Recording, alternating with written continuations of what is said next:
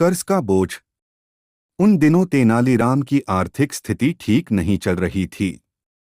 विवश होकर उसे महाराज कृष्णदेव राय से कर्ज लेना पड़ा।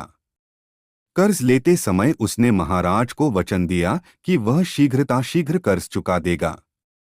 दिन गुजरते गए।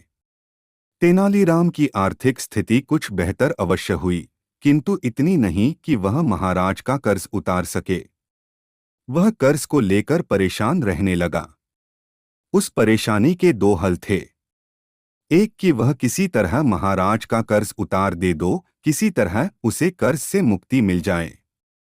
दूसरा हल उसे ज्यादा उचित प्रतीत हो रहा था।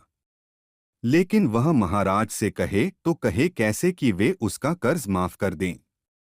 बहुत सोच विचार कर उसने एक योजना बनाई और इस योजना में अपनी पत्नी को भी शामिल कर लिया।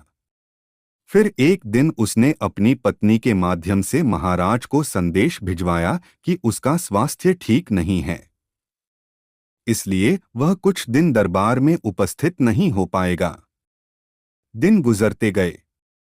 तेनालीराम की आर्थिक स्थिति कुछ बेहतर अवश्य हुई, किंतु इतनी नहीं कि वह महाराज का कर्ज उतार सके। वह कर्ज को लेकर परेशान रहने लगा। उस परेशानी के दो हल थे।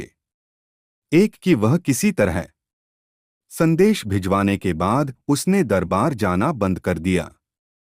कई दिन बीत गए। तेनालीराम के दरबार न आने पर महाराज को चिंता हुई कि कहीं उसका स्वास्थ्य अधिक खराब तो नहीं हो गया, और उन्होंने तेनालीराम के स्वास्थ्य की जानकारी लेने उसके घर जाने का निर्णय लिया। एक शाम महाराज तेनालीराम के घर पहुंच गए। पत्नी ने जब महाराज को देखा तो तेनालीराम को इशारा कर दिया और वह